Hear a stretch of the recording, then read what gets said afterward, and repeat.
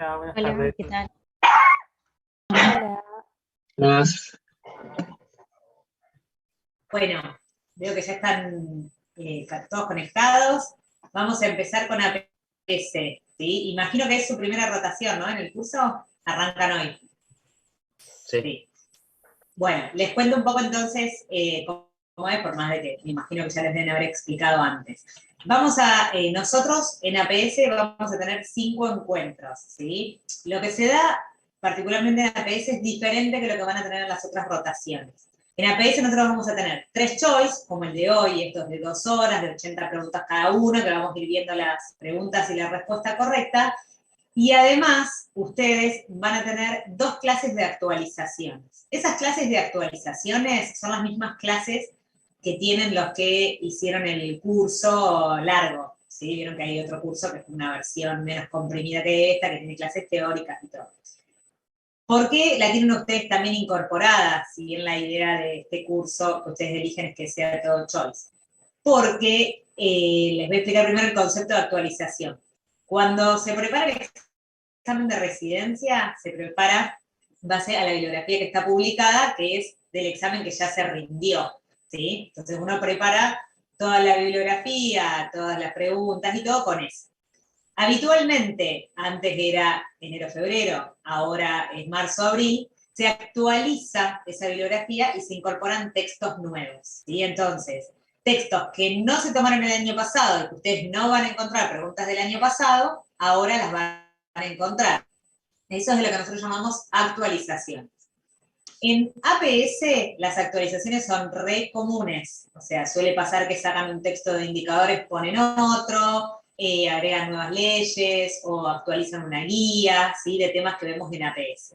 Y nosotros le damos importancia a las actualizaciones porque lo que ocurre es que en general siempre hay alguna pregunta de la actualización. De lo que es nuevo es más fácil generar preguntas nuevas para el que hace el examen que de lo que es viejo, porque lo que es viejo hay que preguntar algo diferente a lo que ya se preguntó. En cambio de esto, puedes preguntar cualquier cosa que haya en el texto que va a ser nuevo y diferente a lo que ya se preguntó.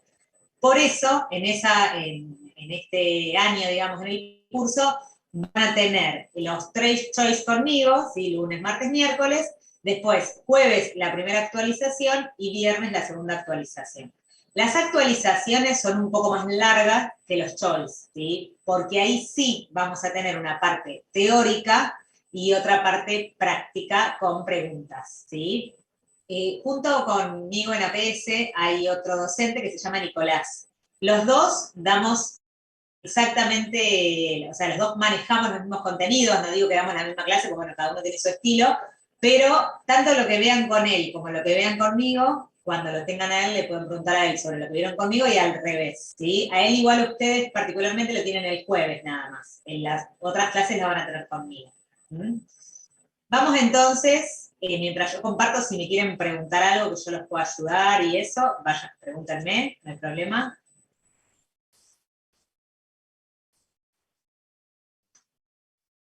Bueno, ¿ahí lo ven ustedes en pantalla? ¿Al choice? ¿Sí? Sí, se ve bien. Sí, perfecto. Bueno, lo que vamos a ver hoy es principalmente lo que está en el Rubinstein. El Rubinstein es un libro de medicina familiar, que en realidad es un libro que abarca un montón de temas, hoy habla de pediatría, de clínica, de gineco, pero lo que se toma de ahí en el examen es habitualmente lo que es estudios de investigación, test diagnósticos y riesgos, y algo de prevención. Eso sería lo más importante de ese libro, que van a ver que las preguntas, de hecho, parecen como medias repetitivas, pero porque son estas preguntas, y que por ahí son temas que, dependiendo de la facultad que uno fue o no, cuestan más o menos. Hay carreras de medicina en las que se ve más en el programa y otras menos, ¿sí? Entonces, la primera pregunta dice, en relación a los estudios de casos y controles, ¿cuál es el criterio de selección de los grupos? Un estudio de casos y controles consiste en un estudio en el que, para demostrar una hipótesis, uno va a tomar a un grupo de personas que llama casos y otro grupo de personas que se llama controles. Si la hipótesis es el tabaquismo causa infarto, una hipótesis fácil para que sea más fácil para explicar, El estudio de casos y controles para demostrar esa hipótesis va a seleccionar a personas con infarto, van a ser los casos, lo va a comparar con personas sin infarto, van a ser los controles, y en ambos grupos retrospectivamente va a evaluar si fumaban o no fumaban, ¿sí? Entonces, ¿cómo selecciona a los grupos el estudio de casos y controles? Por la presencia o ausencia de la enfermedad. Así arranca, ¿sí? Mi estudio de cero empieza con personas que tienen la enfermedad y la compara con los que no. Y otra cosa importante que dije yo recién, pensando siempre en el choice, es importante, es que es retrospectivo, va hacia atrás, porque yo le voy a preguntar a las personas si en el pasado fumaban, ¿sí? Es un estudio en el que el seguimiento que se hace es hacia el pasado, retrospectivo, ¿sí? Entonces, en la 1 la respuesta correcta es la B. ¿Cuándo sería correcta la opción A? Que dice la presencia o ausencia de exposición. Eso sería correcto cuando estamos hablando de las cohortes, ¿sí? Las cohortes son estudios de la misma hipótesis, el fumar aumenta las probabilidades de tener infarto. Para demostrarla, lo que yo tendría que hacer es comenzar con sujetos expuestos al factor de la hipótesis, tabaquismo, lo comparo con sujetos no expuestos al factor de riesgo de la hipótesis, no tabaquistas, los voy a seguir prospectivamente en el tiempo para ver si se enferman. Y entonces fíjense la diferencia, casos y controles, yo que dije, arrancaba con enfermos o no y era retrospectivo. Cohorte arranca con expuestos o no y es prospectivo, ¿sí? Bien. Pasamos entonces a la pregunta 2. Por supuesto que si ustedes tienen alguna duda y eso, me frenan, ¿sí? Yo avanzo si ustedes no me interrumpen. Si no me preguntan en el momento que quieran. En un diseño de cohortes, ¿qué tienen en común los sujetos al momento de la selección?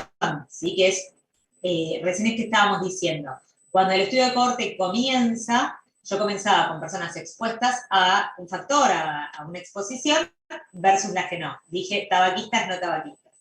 Pero hay algo que tienen que tener en común todas esas personas. Vieron que yo les planteé, voy a arrancar con expuestos, no expuestos, los voy a seguir prospectivamente en el tiempo, ¿para qué? Para ver si se enferman, ¿sí? Entonces, la condición sine qua non para empezar un estudio de cohorte es que en el momento de inicio del estudio, todas las personas estén sanas, decimos sanas entre comillas, que estén libres del evento, porque si la persona cuando ingresa a mi estudio, para esa hipótesis, ya tenía un infarto, y vuelve a tener un infarto, en realidad yo no sé, digamos, si primero se infartó, después fumó, después se volvió a infartar. Tengo que tener, toda la población de mi estudio no tiene que haber tenido ese evento. Por eso lo que tienen en común es que ambos grupos están libres del evento que se desea evaluar, ¿sí? Recuerden que las cohortes, de forma ideal, comparan un grupo de sujetos expuestos versus otros no expuestos. Por lo tanto, no tienen en común la presencia del factor de exposición o la presencia del evento o la ausencia del factor. Por el contrario, los diferencia a un grupo de otro tener o no tener la exposición. Y todas las personas tienen que estar libres del evento, tienen que tener ausencia de la enfermedad que yo estoy buscando, ¿sí? En la 2, entonces, la respuesta correcta es la D. Bien. Avanzo entonces con la siguiente pregunta. Decimos que una prueba diagnóstica es muy específica cuando, acá, verán, nos fuimos de tema, sea otro, que es test diagnósticos. Los test diagnósticos, ¿sí?, se utilizan para confirmar una enfermedad o descartar una enfermedad. Los test diagnósticos tienen dos características de precisión, que son la sensibilidad y la especificidad, ¿sí? La especificidad, que es lo que nos está preguntando esta, apunta a mirar a las personas sanas. ¿Cómo sé yo que están sanos? Y eso uno lo sabría por el gol estándar. Una prueba diagnóstica se aplica para tratar de acercarse lo más posible a la verdad verdadera, digamos. Por ejemplo, la manera de saber si una persona tiene faringitis por estrepto es con un cultivo por estrepto. Ese es el gol estándar, así yo sé la posta. Sin embargo, lo que ocurre es que a veces, bueno, a veces no siempre, tarda entre 3 a 5 días el cultivo, ¿sí? Ahora puede tardar 2 días en algunos lugares. Por lo tanto, ¿qué se hace para la faringitis por estrepto? Se aplica un test rápido. El test rápido va a aproximar sobre la verdad verdadera que es el cultivo, ¿sí? Entonces, en ese ejemplo, los sanos van a estar identificados por el cultivo como sanos. Y el test rápido me va a decir si ese sano es negativo, que en ese caso va a ser verdadero negativo, o si es falso, que en ese caso va a ser falso positivo. Entonces, cuando hablamos de especificidad, estamos mirando a los sanos. Me indica cuántos son verdaderos negativos sobre el total de los sanos. Esa es la especificidad. Acá me están diciendo cuándo una prueba diagnóstica es muy específica, ¿sí? Dije que la especificidad eran los verdaderos negativos sobre el total de los sanos. Un sano que no es verdadero negativo, ¿qué es? Falso positivo. La especificidad se complementa con los falsos positivos, ¿sí? Especificidad, mira los sanos. Los sanos, si están bien identificados, verdaderos negativos. Si están mal identificados, falsos positivos. El test rápido, porque siguiendo el ejemplo anterior, me dice, es positivo, pero en verdad era mentira eso. Es un falso positivo. Entonces, cuando una prueba es muy específica, lo que ocurre es que tiene pocos falsos positivos. Por eso, la respuesta correcta es la B. Baja probabilidad de que un paciente sano, que es depende de la especificidad, presente un resultado positivo de la prueba, ¿sí? La A me habla de las personas enfermas. Listo, lo descarto porque la especificidad no tiene nada que ver con las personas enfermas, ¿sí? La especificidad no va de la mano de la sensibilidad. Una prueba puede ser muy sensible y ser poco específica, muy específica, ser poco sensible.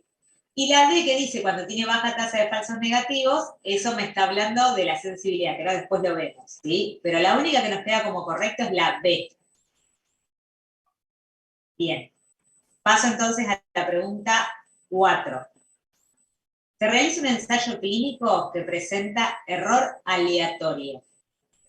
Entonces nos vamos a detener acá, esto primero antes de avanzar con la pregunta. Error aleatorio es lo mismo que hablar de error por azar. Son sinónimos, ¿sí?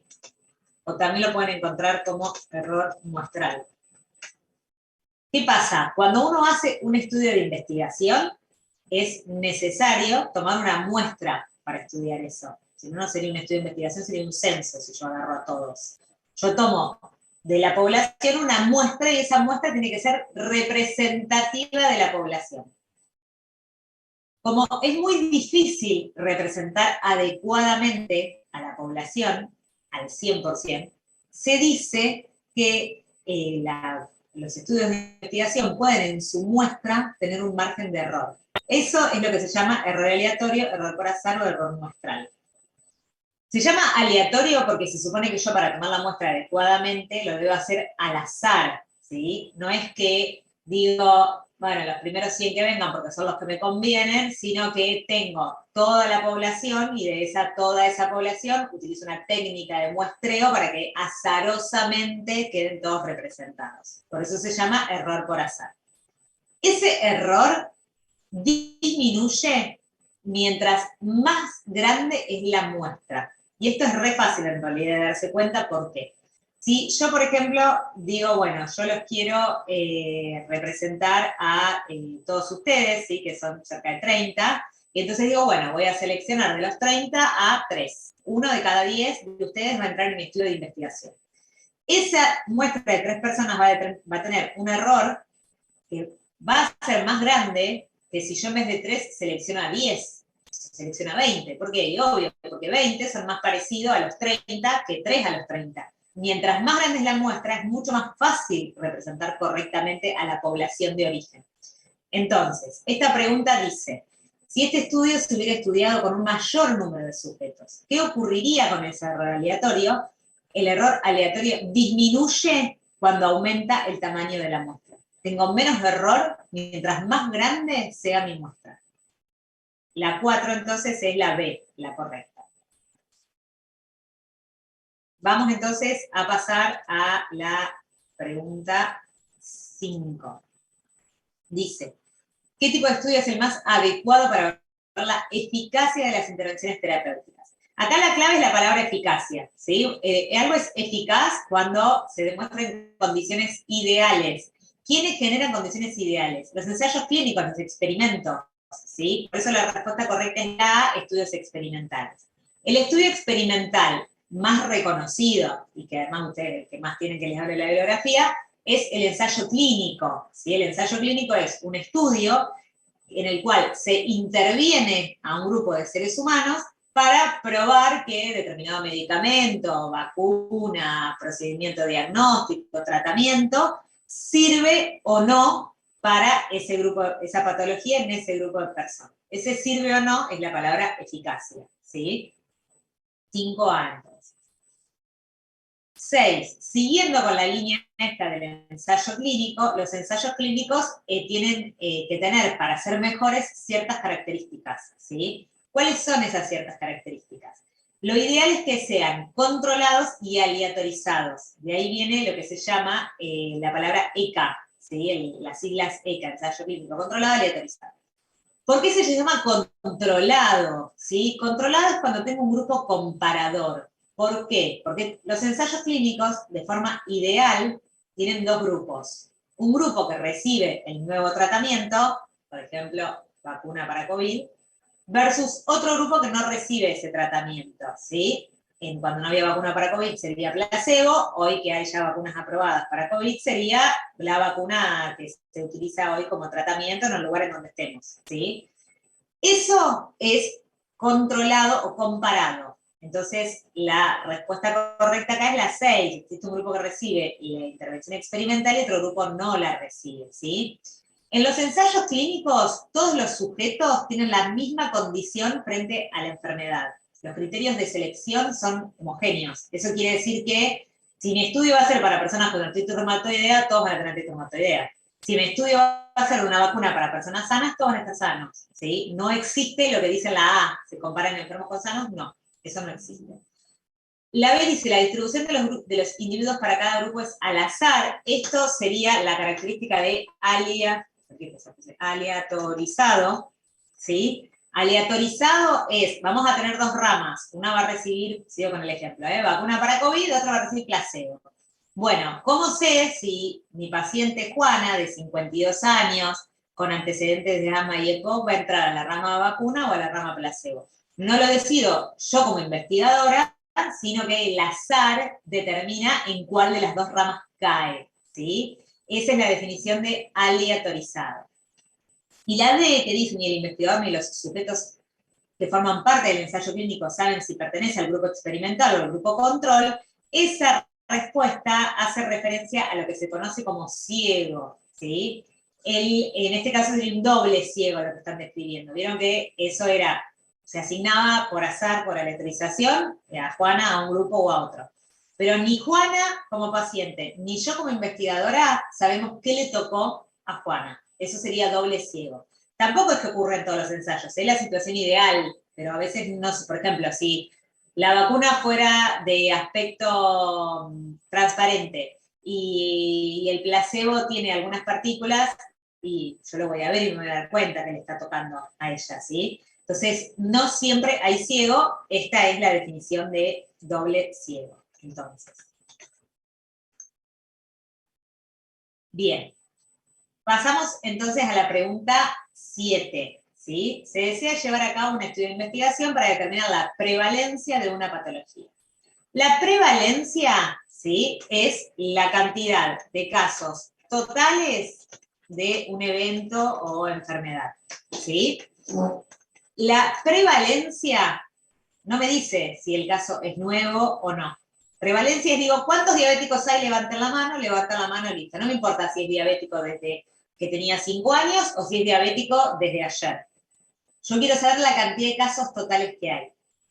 Eso, que lo decimos así a lo bruto, digamos, como levantando la mano, pero en definitiva es como un estudio de corte transversal. ¿Por qué? Porque yo atravieso en un momento determinado y le digo a la gente, levante la mano ahora que tiene diabetes. Si yo no levanté la mano porque no la tengo, pero mañana me diagnostican diabetes, ya está, porque la foto fue del día anterior. Transversalmente esos estudios tocan a la población, le sacan una foto a la población en un momento determinado, ¿sí? Por eso, para determinar prevalencia, lo que se utiliza son los estudios de corte transversal. Casos y controles ya vimos, ECA ya vimos, reporte de casos, lo pueden encontrar también como informe de casos, y estos son estudios descriptivos, los reportes de casos, ¿sí? Los estudios, reporte de casos, lo que dicen es 4 pacientes internados en la sala general de clínica, presentan VIH con lesión retrocular post-tratamiento. Punto, describí lo que pasa. ¿Está asociado la lesión retrocular con el tratamiento VIH? Ni idea. Yo te estoy contando así son los pacientes, es su historia clínica, ¿sí? No intentan, estos descriptivos, analizar las causas de una enfermedad, ¿sí? O las consecuencias de una exposición. Entonces, si el reporte de casos es descriptivo, el estudio de corte transversal, ¿qué tipo de estudio es? Es un estudio analítico observacional. ¿Sí? Analítico observacional es que puede demostrar una hipótesis, analizar si están asociadas las cosas, el evento con la exposición, y que el investigador lo hace por medio de la observación, ¿sí? No le da nada a los pacientes, ni los intervienen, ni les da ningún tratamiento, ni nada. Los estudios de casos y controles también son analíticos observacionales, ¿sí? En donde lo que dijimos que hacíamos era comparábamos un grupo de personas enfermas con un grupo de personas sanas y retrospectivamente veíamos las causas. Yo puedo demostrar hipótesis con casos y controles. Y el ensayo clínico se llama analítico experimental, porque puedo demostrar una hipótesis y voy a intervenir a la población. ¿Sí? ¿Preguntas? Bueno, sigo entonces con la 8. Me dice que quieren implementar un programa de screening para esclerosis múltiple a la población general. ¿Cuál de las siguientes es un motivo para no hacerlo? Entonces, acá lo que hay que profundizar es sobre la palabra screening, ¿sí? Eso es lo que tenemos que subrayar. Hay unos criterios que se llaman criterios de Frey y Carlson, ¿sí? Que estos criterios apuntan a qué características tiene que tener una enfermedad, su diagnóstico y su tratamiento, para poder ser plausibles de screening. El screening se aplica en población sana, aparentemente sana, ¿sí? Es decir, que uno tiene que elegir adecuadamente, porque si la persona viene a la consulta y te dice, no, la verdad me siento bárbaro, nunca estuve mejor, no tengo nada, y uno le va a hacer 1.000.000 de estudios, tiene que tener sentido esa intervención que estamos haciendo. La definición de screening, ¿sí? Es que son procedimientos, digamos, prácticas, esa palabra se me había trabado, para detectar enfermedades tempranamente, ¿sí? Esa es la definición de screening, es lo que se conoce como prevención secundaria también.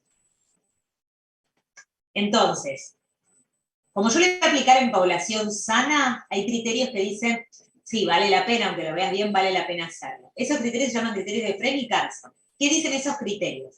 Dicen que la enfermedad, que está en la opción B, tiene que afectar a la calidad y la cantidad de vida.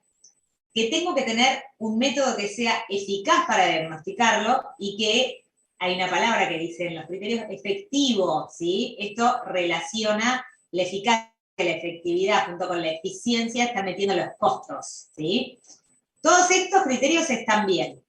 ¿Qué otras cosas plantea como otros criterios? ¿Sí? Que tenga tratamiento en la etapa asintomática. Es decir, que yo le detecte a una persona una enfermedad por medio de un screening y que le diga, bueno, mira, como tenés esta situación, te vamos a hacer tal tratamiento. No tendría sentido si yo le digo, sí, tenés tal enfermedad, pero no se hace nada, hasta que no tengas síntomas, vos hacé de cuenta que no tenés nada. Para eso ni le digo, ¿sí? Espero al momento en que tenga síntomas y recién ahí voy a hacer algo. La otra cuestión también es que el daño de la intervención que nosotros realizamos, perdón, tengo el acento puesto al revés y me confundo, tiene que ser menor que el del tratamiento en la etapa sintomática, ¿sí? Y esto, por ejemplo, es lo que pone en discusión, decir, bueno, voy a hacer extracción bilateral mamaria porque hay antecedentes familiares de cáncer. Bueno, por ahí la persona nunca tenga cáncer, ni siquiera tenga ninguna lesión, no sea necesaria hacer una extracción mamaria bilateral en una persona sana porque tiene un antecedente familiar, ¿sí? ¿Por qué? Porque dicen, bueno, el daño es mayor y acá hay algo plus encima que sobre el tejido cicatrizal se puede formar también tejido neoplásico, es más difícil de encontrar. Por eso el daño se considera mayor que lo que yo le voy a hacer en la etapa sintomática. Entonces, se analizan estos criterios y se evalúa si es posible de screening o no. La que no es, o sea, ¿cuál de los siguientes sería un motivo para no hacerlo? Que falte un tratamiento efectivo, ¿sí? ¿Para qué me voy a adelantar yo a una enfermedad, como es el caso de la esclerosis múltiple, que no voy a hacer nada hasta tanto la persona no tenga ningún síntoma, ¿sí? Ninguna lesión? Hoy por hoy, al menos, quizá en un futuro haya un tratamiento genético, una de priones, hay un montón de cosas que se están tratando de desarrollar todo el tiempo, pero para este momento están diciendo, mira, no tengo tratamiento para esa enfermedad. Entonces iría en contra del que dice que tiene que tener tratamiento en la etapa asintomática, ¿sí? 8, entonces, A. 9. ¿Qué caracteriza un ensayo clínico aleatorizado? ¿Se acuerdan que lo vimos antes? Que era que todos tienen las mismas probabilidades debidas al azar de pertenecer al grupo control o al experimental. Todos los ensayos clínicos tienen un montón de normativa nacional e internacional que las regula, ¿sí? Incluso local también. Y que tenga una comparación con otro, con un placebo, con el tratamiento conocido, dijimos que era la definición de controlado, no de aleatorizado, ¿sí? Entonces, la que nos queda como correcta es la DDD2. 10. Perdón, ¿te puedo hacer una consulta? Sí, Con dale. respecto a la 9 que me quedé pensando, a mí particularmente en esa, digamos, pregunta me quedaba la duda si no era la A o era la D. Más que nada porque, viste, cuando uno habla de screening tiene que tener en cuenta que también lo que uno utilice debe ser de bajo costo. Entonces, me confundió un poco en este caso particular, hablando de esclerosis múltiple, que digamos, la forma, digamos, de poder hacer el método, el diagnóstico es en realidad caro, o sea, sale más caro que, por ejemplo, hacer un Papa Nicolau. Entonces, en este caso, o sea, era más apuntado hacia screening, no tanto a la esclerosis múltiple, puede ser. Es eso. Acá donde Bien. dice esclerosis múltiple, te podrían haber puesto cáncer gástrico. Bien, pero uno, digamos, uno se tiene que regir en el examen sobre screening, digamos, no lo que te diga aparte. Y lo mismo, Estefanía, que vos decís, un poco, les va a servir un poco, no, les va a servir también para responder las que son de sensibilidad y especificidad. Que a veces esas para interpretar, no se les dice la radiografía, para detectar cáncer de pulmón, y les da un ejemplo que decís, ah, está buenísima. Y por otro lado ustedes dicen, no, pero yo sé que no está buenísima la radiografía. Pero utilizan cualquier ejemplo. Acá lo que apunta es o a screening o a que sepan contestar sensibilidad o a especificidad. No está basado en el conocimiento profundo En la de la patología. enfermedad. Bien, perfecto. Gracias. Esta pregunta particularmente tenía algo, esta pregunta fue real de examen, algo que por suerte no se hace más, que es el no con el no, que es un bajón. Tipo, ¿cuál no es correcta? Opción A, no usar, porque entonces uno empieza no y no, que sí, que si me dijo que no, y el otro dice no, entonces el no del no se transforma en sí usar, es un quilombo. Por suerte eso lo fueron mejorando y ya no se usa tanto las preguntas. Eso también le agregaba por ahí una cuota más de problema. En tal caso, cuando están las que son estas, no hacerlo, incorrecta y eso, ya me fui de responderte a vos, Estefanía, una generalidad les voy a decir. Lo que les conviene ir haciendo es leer todas las opciones y marcan tipo con una tilde, como de que obviamente ahora en mi computadora no la voy a encontrar, pero como si fueran, vieron el clic así, como que está bien, típico del examen, que te hacen así.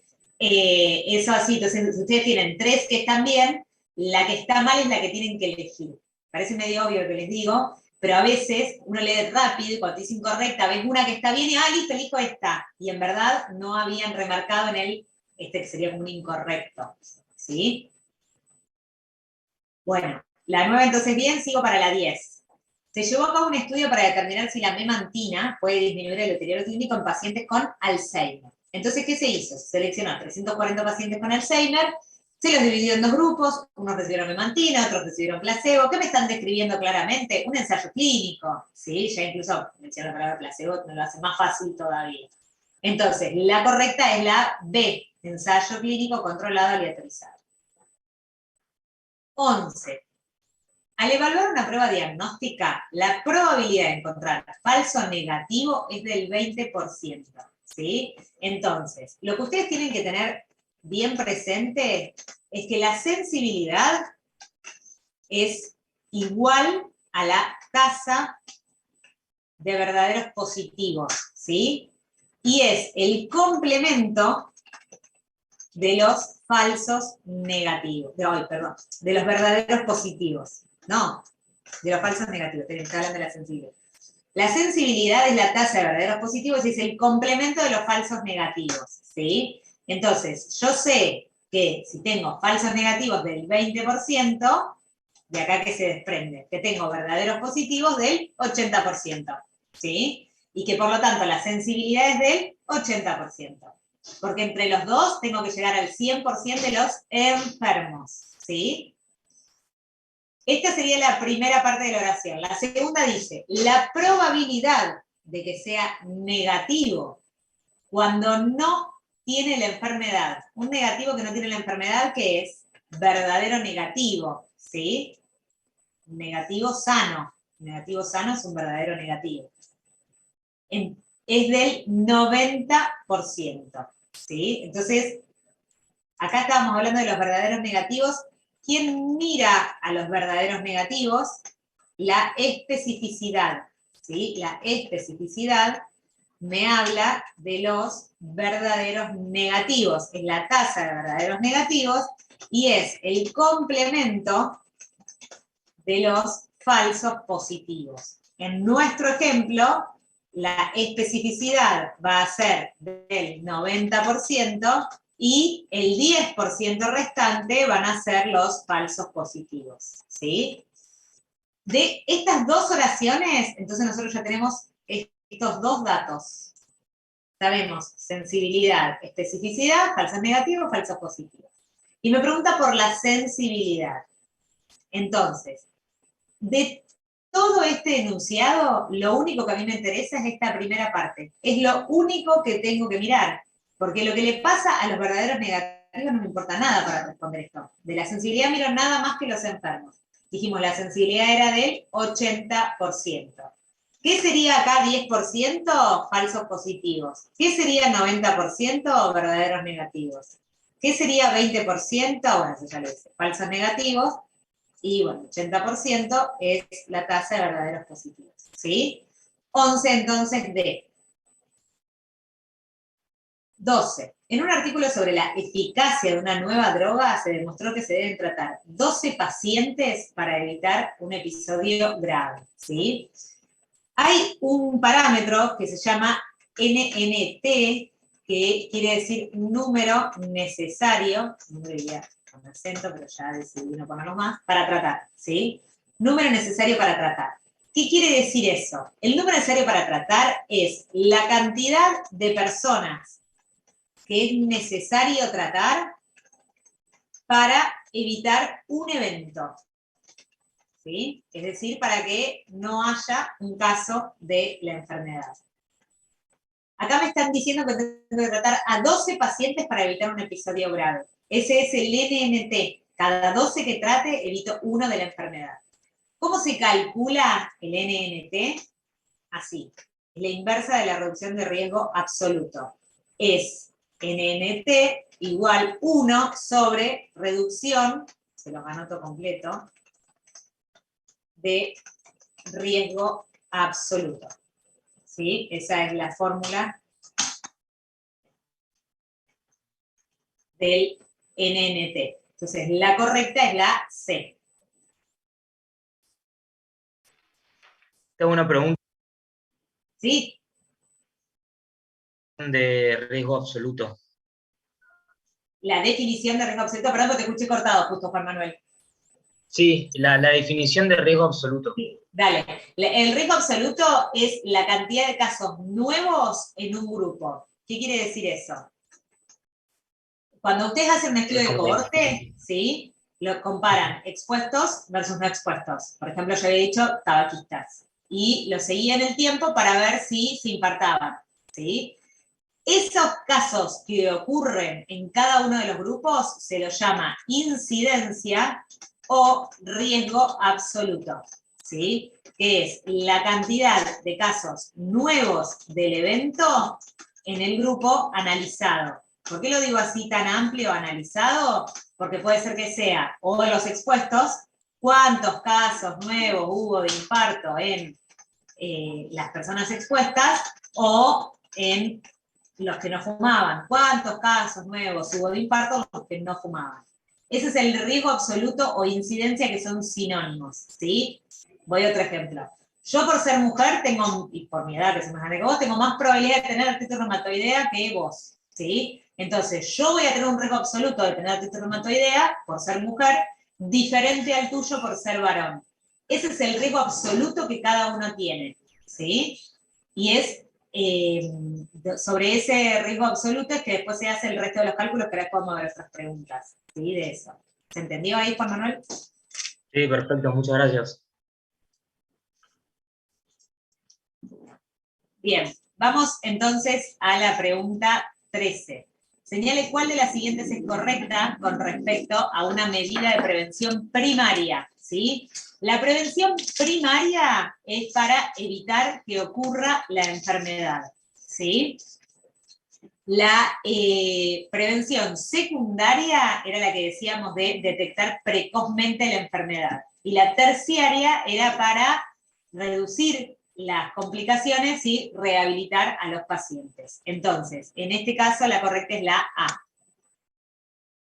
14. Se desea evaluar si un antidepresivo y un relajante muscular presentan diferencias de eficacia en el tratamiento del dolor lumbar. ¿Cuál de los siguientes tipos de estudio considera más adecuado para realizar dicha investigación? ¿Sí?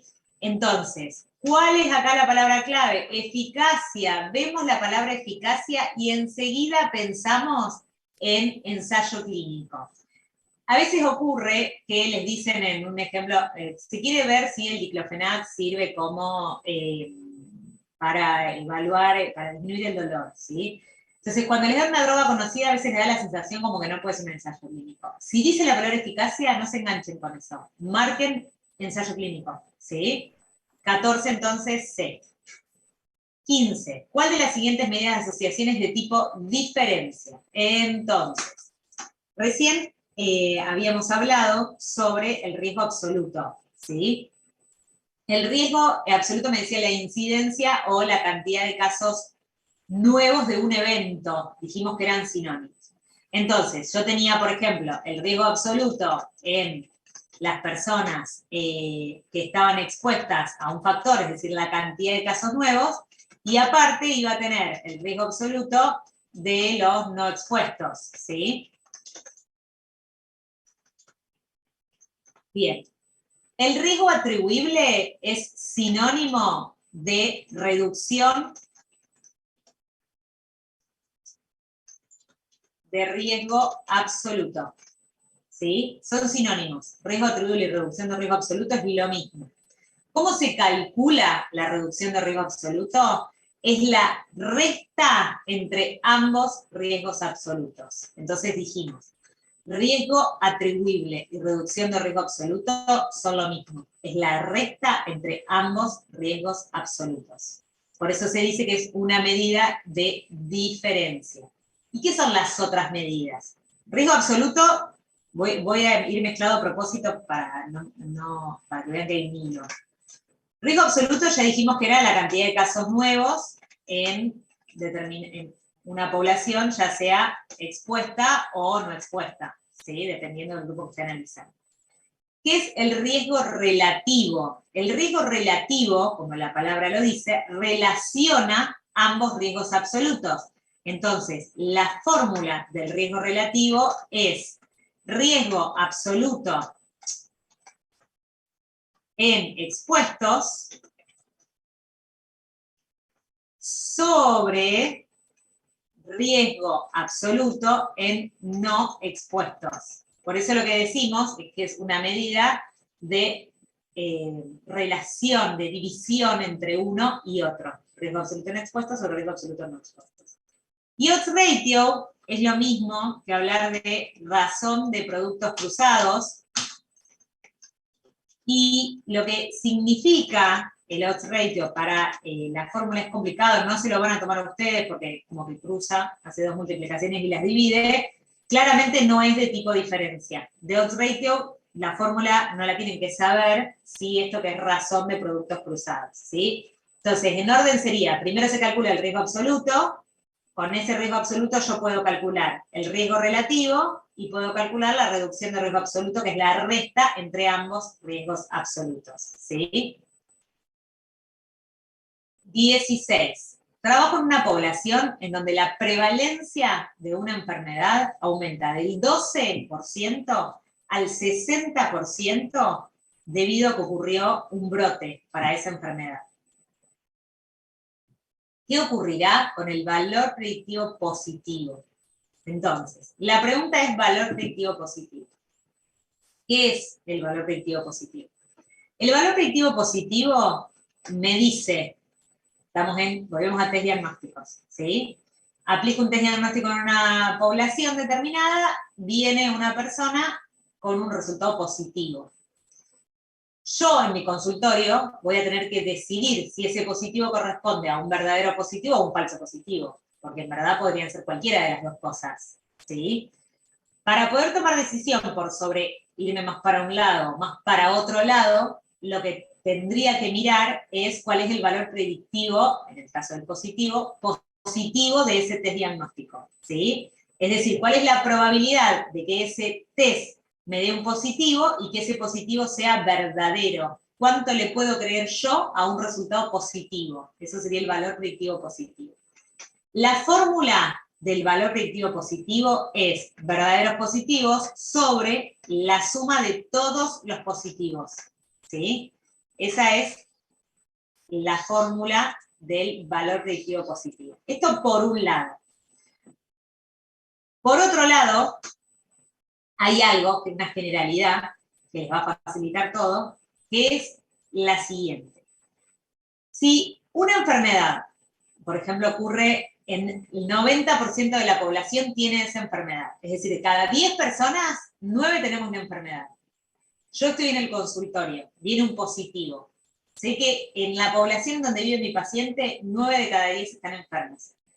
¿Qué me va a pasar con ese positivo? ¿Le voy a creer o no le voy a creer? Le voy a creer. La verdad que ya de antes de haberle pedido el estudio, ya me imagino que está enfermo, porque es re común estar enfermo. Entonces, mientras más alta es la prevalencia de una enfermedad, ¿sí? El valor predictivo positivo es más alto. ¿Se entiende eso? Mientras más común es estar enfermo, yo más le creo al positivo. Porque si yo digo, mirá, de todos mis pacientes que vienen, todos están enfermos, me viene un positivo y digo, obvio, este positivo es de verdad, no es de mentira, ¿sí? Eso pasa con el valor predictivo positivo. Entonces, ¿qué ejemplo me dan acá? Me dicen, tengo más casos, hay el brote de una enfermedad, ¿sí? Por ejemplo, pensemos en sarampión. Venía un paciente con una lección en temática y decía, nah, ¿qué va a hacer sarampión? Casi no hay ahora, hay un montón de gente vacunada, la verdad que sería raro. Al otro día brote todas las escuelas con sarampión, un montón de casos, gente poco vacunada, vinieron un montón de personas de otros países que traen sarampión, todo aumentó, hay un brote de sarampión. Siguiente lección en temática que veo, digo, probablemente es el sarampión.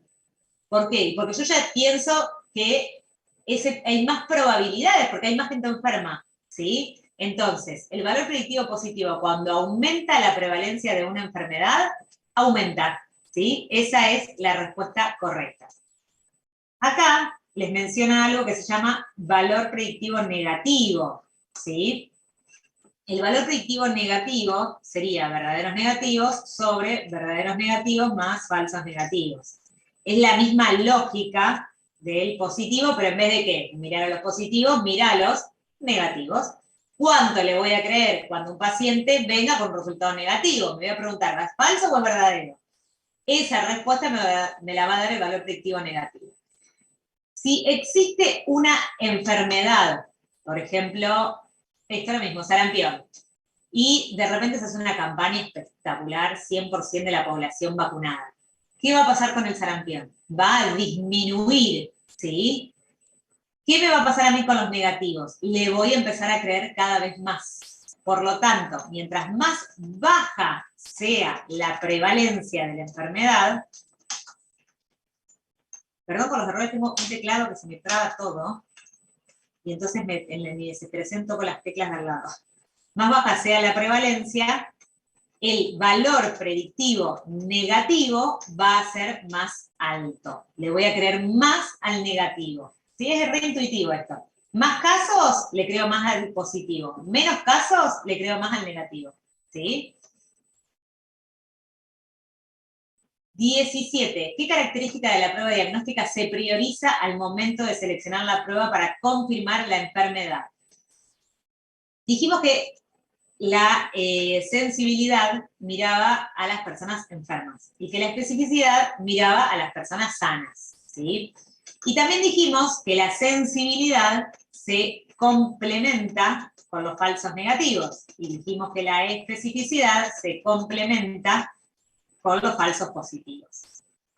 Si yo quiero confirmar una enfermedad, sería que viene un paciente, tiene determinados signos y síntomas, sospecho que tiene una enfermedad y le pido un estudio diagnóstico para confirmar esa enfermedad, ¿sí? Si yo quiero descartar una enfermedad, es la situación opuesta. Viene una persona sana, no sospecho que tiene nada, pero le hago un test de screening. Porque, aunque esté sano, digo, mira, tiene más de 50 años, quizá tenga cáncer de colon. Entonces, ahí tenemos dos situaciones opuestas. Una es confirmar porque tengo alta sospecha diagnóstica, otra es descartar, porque yo creo que no tiene nada, lo veo sano, me parece que no tiene nada, pero quiero descartar hasta la más mínima posibilidad de que esté en etapa asintomática esa persona, ¿sí? Entonces, en esta pregunta me hablan sobre confirmar una enfermedad. Para confirmar la enfermedad, lo que se prioriza, la característica que a mí me importa de la prueba es que sea muy específica. ¿Por qué? Porque una prueba que es muy específica tiene pocos falsos positivos, ¿sí? ¿Se acuerdan que dijimos? Especificidad se complementa con falso positivo. Mientras más específico sea, menos falsos positivos tiene. ¿Y qué tiene de bueno que tenga pocos falsos positivos para confirmar? Que yo le voy a decir a alguien, ¿tenés cáncer? Y no va a ser un error, que sería tremendo si fuese un error. Mirá, vas a empezar tratamiento quimioterápico y eso no se debe a un error, mi confirmación. ¿Cómo sé que no se debe a un error? Y porque apliqué una prueba que no tiene falsos positivos. Por el contrario, la sensibilidad se usa para descartar la enfermedad. Se usa para las test, pruebas de screening. ¿Por qué? Porque tiene pocos falsos negativos. Entonces, cuando viene una persona que para mí está sana, no tiene nada, yo se la voy a pedir por las dudas, para descartar que no sea algo asintomático, quiero estar segura de que ese negativo no es falso, no decirle a alguien, no tenés VIH, pero porque le aplicó un test que en realidad tenía muchos falsos negativos. El VIH es el mejor ejemplo en realidad para explicar esto más corto. Viene una persona que quiero, como parte de un control periódico de salud, hacerle un VIH, un test de VIH. Le hago el test, viene negativo, le digo, bueno, mirá, seguite cuidando, te dio negativo, bla, bla. ¿Cuál es la característica del ELISA, sobre todo los que se están usando ahora de cuarta y quinta generación? Son resensibles. Entonces me viene un negativo, me quedo tranquila. Ahora, si el ELISA viene positivo, yo le digo, ¿tenés VIH? No, porque se caracteriza por ser muy sensible, pero no es muy específico. Me da positivo, por ejemplo, si la persona está embarazada. Me da positivo si tiene una enfermedad autoinmune. Entonces, cuando la persona venga con un positivo de un test que es poco específico, lo que voy a tener que hacer es pedirle otro test más específico para ver si confirmo esa enfermedad. Por eso es que se pide PCR, antígeno o ejemplo, depende de la que cada laboratorio tenga, ¿sí? Entonces, en la 17 la correcta es la B. 18. Perdón, en la corrección del Forms decía que la correcta era la D. No, ni el valor predictivo, gracias por avisarme, ni el valor predictivo positivo ni el negativo son características de la prueba diagnóstica. Listo, Las perfecto, gracias. características de la prueba diagnóstica son sensibilidad o especificidad. La sensibilidad o especificidad de un test es el mismo en cualquier lugar del mundo, hecho en Rusia, en Argentina, en Dinamarca. Los valores predictivos varían de población en población. Si la pregunta es, ¿cuál de las siguientes es una característica de precisión? Nunca elijan valor predictivo, porque no son características que me hablen de la prueba, sino que está más relacionado con las características de la población en la que le estoy aplicando. ¿Sí? Gracias por avisar. Excelente, gracias. 18. ¿Cuál de las siguientes medidas no corresponde a una medida de prevención primaria? ¿Se acuerdan que prevención primaria era para evitar la enfermedad? Entonces, lavado de manos, uso de barbijo, distanciamiento son todas medidas para evitar contagiarse. La saturometría y el control de temperatura, ¿qué son? Cuando una persona está enferma, para ver si su enfermedad avanza o no. Entonces, esta no corresponde a una medida de prevención primaria. 18D. 19. ¿Qué tipo de estudio es un simple recuento descriptivo de características interesantes observadas en un grupo de pacientes? La correcta es la B, serie de casos, ¿sí?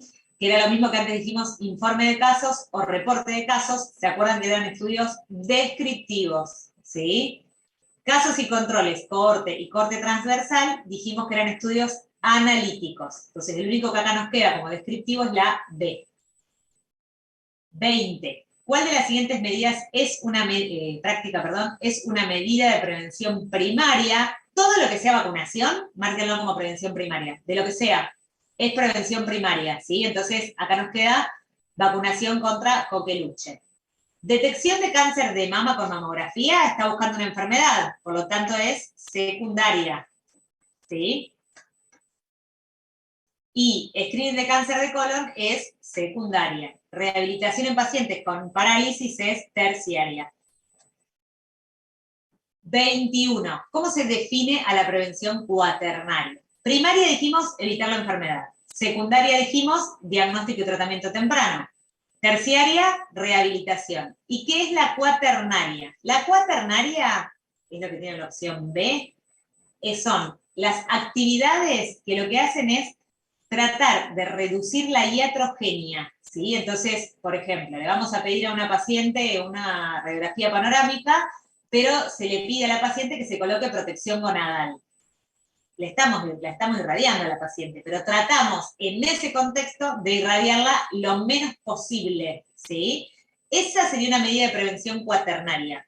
O, por ejemplo, cuando en quirófano, vieron que se marca con una cruz cuál va a ser el lugar de la cirugía, ¿sí? Y eso lo firma un cirujano, estoy hablando de manera ideal, por ahí no es lo que vieron en un quirófano, pero debiera ser así. Lo firma un cirujano y luego viene otro y verifica y vuelve a firmar otro como que es el lugar de la cirugía.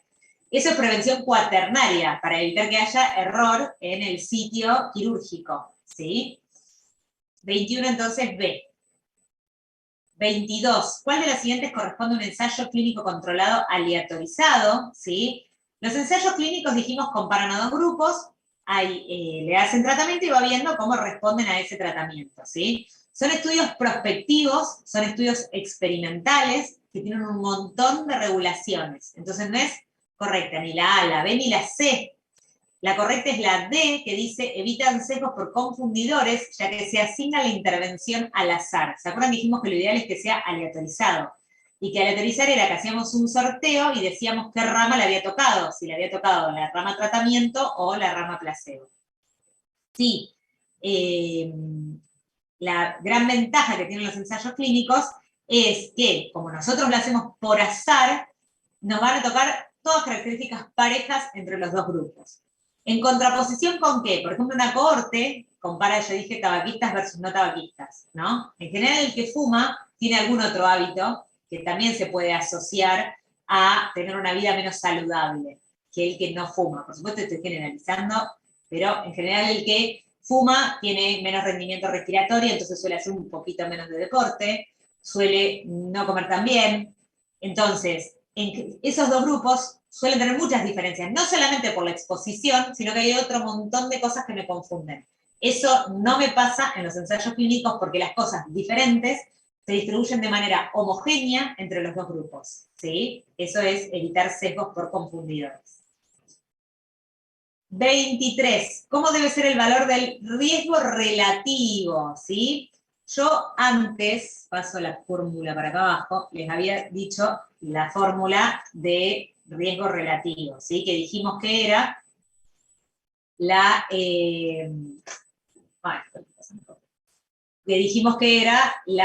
relación entre el riesgo absoluto en expuestos y el riesgo absoluto en no expuestos, ¿sí? Esa es la fórmula del riesgo relativo. Bueno, ese riesgo relativo se interpreta de la siguiente manera el resultado. Si me da menor a 1, estamos en presencia de un factor protector. Si me da mayor a 1, estamos en presencia de un factor de riesgo. Y si me da igual a 1, nada. Entonces acá me pregunta, factor protector, ¿qué sería? Está mal esta respuesta también. Es menor a 1, ¿sí? ¿Cómo la tenían ustedes? Sí, estaba mal también. Bueno, igual más allá de lo que diga el choice, lo importante acá es que no se lleve un concepto equivocado. Menor a 1, ¿por qué sería un factor protector? Fíjense que dividimos el riesgo absoluto en expuestos sobre no expuestos, ¿sí? El riesgo absoluto en expuestos es cuántas personas expuestas a ese factor tuvieron casos. Si a mí esta división me da un número mayor a 1, ¿qué quiere decir? Que había más casos en expuestos que en no expuestos. Si tengo más casos en expuestos, quiere decir que esa exposición aumenta las probabilidades de que las personas se enfermen. Es un factor de riesgo. Riesgo relativo mayor a 1, factor de riesgo.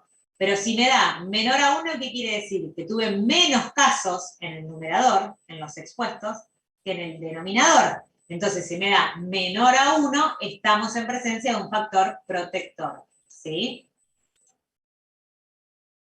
24, y acá se responde con lo anterior.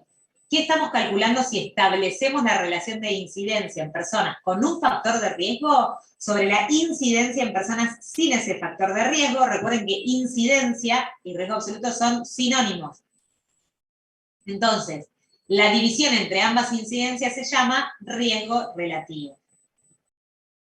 25. ¿Cuál es el intervalo de confianza más usado en las pruebas de significancia estadística? Antes yo les hablé de algo que se llamaba error por azar. ¿Se acuerdan que dijimos mientras más grande sea la muestra, más chico es el error por azar? Ese error por azar se asume que puede ser de hasta el 5%. ¿Sí? ¿Está todo bien? Tenemos una muestra con un error del 5%, bueno, te la dejo pasar. Más de eso, ya no está todo bien. De ahí se desprende que el 95% restante de mi muestra me tiene que dar confianza, tiene que estar bien. Entonces, el intervalo de confianza más usado es C, 95%. El 5% restante puede tener error. Que era el error por azar, que habíamos visto antes. 26. ¿Qué información nos brinda el NNT, el número necesario para tratar? ¿Se acuerdan que hablamos que era el número de personas que es necesario tratar para evitar un evento? Que habíamos visto el ejemplo de 12 personas. 26, entonces, C. 27. ¿Cuál de estos parámetros se utiliza frecuentemente para el valor alfa de significación estadística? Hablar de error alfa es hablar de error por azar, ¿sí? Es lo mismo, error por azar es igual que error alfa. Todo esto, igual que los 95%, tiene por supuesto una explicación mucho más profunda que esta que les estoy haciendo yo ahora, que les va a servir para el choice. Y lo bueno que tiene el choice es que, en realidad, la opción está en este y no lo tiene que justificar por qué elegiste tal opción. Así que estas son de esas cosas, tipo el sodio, uno se lo estudia de memoria. Ahí hay una explicación detrás, y hay una explicación detrás, no vale la pena que la sepan. El valor de alfa es lo mismo que hablar de error por azar o error alfa, ¿sí? El error dijimos que podía ser de hasta el 5%. 5% en porcentaje en 100 es lo mismo que decir 0,05 para un 1, en una proporción, ¿sí? Entonces, el error que se asume que una muestra puede tener es del hasta el 5%, en términos de porcentaje, o 0,05 en términos de proporción, ¿sí? Este, entonces, es el valor alfa. ¿De qué otra manera lo pueden encontrar? Esto es lo que se conoce como la P, que es la probabilidad de error por azar. Son todos prácticamente sinónimos, ¿sí? Uno es más la forma, el otro, pero no importa. Como se la pregunten, va a ser error por azar, error alfa, probabilidad de error por azar, todo lo mismo, ¿sí? Sí, puede ser hasta el 5% o 0,05. 27C. 28. ¿Cuál de las siguientes es una opción correcta con respecto a los estudios de cohorte? Dijimos ya que las cohortes a lo que apuntaban era a comparar un grupo de personas expuestas con un grupo de personas no expuestas, ¿sí? Entonces, de estos estudios que nosotros estamos, en el que vamos a comparar una población expuesta con otra que no, se seleccionan para determinado tipo de patologías. ¿Para qué patologías se seleccionan? Se suele seleccionar cuando yo lo que estoy estudiando son exposiciones poco frecuentes o poco comunes. Si de una exposición yo no conozco mucho cuáles son todas las consecuencias posibles, me conviene hacer un estudio de cohorte, ¿sí? Entonces, si me plantean exposición poco frecuente, cohorte. Si la pregunta fuera enfermedades con largo periodo de latencia, conviene hacer un estudio de casos y controles. Un largo periodo de latencia, por ejemplo, cáncer. Una enfermedad que estás expuesto a algo y tenés que estar expuesto 20 años para que se desarrolle la enfermedad. Y por ahí no me convenga hacer una cohorte, me conviene hacer un estudio de casos y controles, ¿sí? En las cohortes, las pérdidas en el seguimiento son frecuentes. ¿Por qué? Piensen que yo estoy comparando un grupo de personas expuestas a algo con un grupo de personas que no. La sigo 5 años a ver si desarrollan el evento. En esos 5 años, las personas se pueden mudar, se pueden morir, pueden decidir no participar más, pueden cambiar de médico. Entonces es difícil seguir a las personas en estos estudios que suelen ser estudios largos, ¿sí? Y menciono un sesgo que se llama sesgo de recuerdo.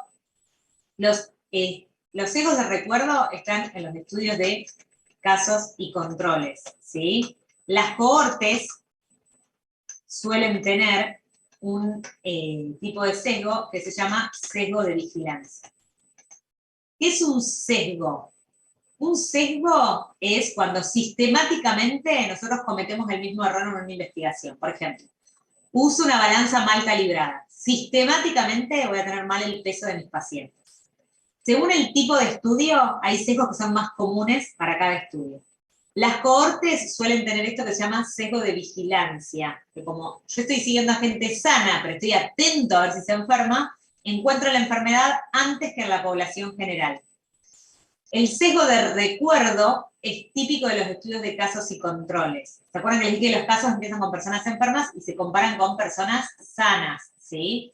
La persona que está enferma recuerda mucho más todo que la persona sana, que es lógico. Si a mí me duele la rodilla, me voy a acordar mucho más de todo lo que de en qué momentos me duele la rodilla que si no me duele, ¿sí? Entonces, eso es lo que ocurre en los estudios de casos y controles. No tienen que hacer la explicación, es repetir. Casos y controles, sesgo de recuerdo. Cohorte, sesgo de vigilancia, ¿sí? 29 dice: ¿cuál de las siguientes acciones define correctamente a un estudio de casos y controles? La correcta es la D, es un estudio que compara casos de una enfermedad con sujetos libres de esa enfermedad, ¿sí? Recuerden entonces. ¿Te puedo hacer una pregunta? Sí, claro. En la anterior, porque en el apunte dice que... espérame. En la pregunta anterior, en el apunte dice que las desventajas del cohorte, dice, no son prácticos para evaluar eventos poco prevalentes. Claro, está muy bien. Y acá esta opción te dice exposiciones poco frecuentes. La exposición vendría a ser como la causa, ¿sí? Para las cohortes es Ok. estudiar exposición. Por ejemplo, el fumar causa infarto, la exposición es fumar. Si esa exposición es poco frecuente, me conviene una cohorte. Si el evento es poco frecuente, me conviene, como bien decís vos, un estudio de casos y controles. ¿Sí? Listo. Esa diferencia no entendía. Gracias. Sí, es común que se mezclen una con otra, que son parecidas. Bien, entonces, en la 29 es la A, es una serie de casos, y la B, un grupo de personas en un momento determinado, que es un estudio transversal, y la C, bueno, es corte, por supuesto. 30, ¿qué analiza un estudio de corte transversal? Lo que analiza es los datos en un momento determinado, ¿sí? Es decir, que como que le saca una foto, como decíamos antes, y lo que veíamos era la prevalencia, 30C. 31, me pregunta por reducción de riesgo relativo, ¿sí? ¿Qué es la reducción de riesgo relativo? Cuando nosotros tenemos un estudio en el que se encontró un riesgo relativo menor a 1, ¿sí? Dijimos que era un factor protector, ¿se acuerdan? Porque teníamos menos casos en expuestos que en no expuestos. Entonces, por ejemplo, que ese riesgo relativo me dio 0,65, ¿sí? Tengo un riesgo relativo de 0,65. Es menor a 1, es un factor protector, ¿sí? Ahora bien, yo le quiero decir a mi paciente cuando venga, mire, tiene que hacer tal tratamiento porque las personas que lo hicieron tuvieron un riesgo relativo de 0,65 de tener la enfermedad. No se entiende nada, no parece como algo bueno. Entonces, la manera de ese 0,65, transformarlo en demostrar cuánto se va a beneficiar una persona, cuántas probabilidades menos tiene de tener la enfermedad una persona con ese tratamiento, se llama reducción de riesgo relativo. La reducción de riesgo relativo lo que me dice es cuánto se reduce la probabilidad de tener el evento si la persona está expuesta, ¿sí? Es decir, si en el ejemplo, si empieza a hacer el tratamiento, ¿cuántas menos probabilidades tiene de tener el evento? Y se expresa en porcentaje. Entonces, la fórmula de la reducción de riesgo relativo es 1 menos riesgo relativo por 100, que se expresa en porcentaje. Entonces, sigo mi ejemplo. Mi riesgo relativo en el estudio era 0,65. 1 menos 0,65 por 100, eso me da 35%. Y quiere decir que la persona tiene un 35% menos de probabilidades de tener el evento. Esa es la reducción de riesgo relativo. Siempre que tenemos una reducción de riesgo relativo, me habla de que estoy enfrente de un factor protector, porque se reduce el riesgo de una persona. Si algo reduce el riesgo, protege. La correcta es la B. 32. ¿Cuál de las siguientes se corresponde con una desviación sistemática que ocurre en los estudios de investigación? Vuelvo justo, esto es un sesgo, una desviación sistemática que ocurre en los estudios de investigación es un sesgo, y justo me estaban preguntando en el chat, o bueno, tampoco fue hace mucho y yo no lo vi, perdón, Agustina, el sesgo de selección, ¿en qué estudio puede haber? Sesgo de selección puede haber en todos los estudios. En el que más se describe sesgo de selección es en los casos y controles, porque es muy difícil seleccionar a las personas que vos vas a comparar, porque claramente el que está enfermo, pero el que no, por ahí no tiene esa enfermedad, pero tiene otras que están asociadas con los mismos factores de riesgo, ¿sí? Entonces, se puede dar en todos los estudios, ojo, pero el que más se describe es en casos y controles. 32B. 33 dice, se obtuvieron los siguientes resultados, ¿sí? Enfermos, sanos, y me pregunta sobre la especificidad. ¿Se acuerdan que la especificidad que hacía? Miraba a los sanos. A mí lo único que me interesa de esto es mirar a los sanos. ¿Cómo era la fórmula de la especificidad? La especificidad se calcula haciendo verdaderos negativos sobre el total de las personas sanas. Nuestros verdaderos negativos, ¿cuáles son? Estos. Estos son verdaderos negativos. Y estos son falsos positivos.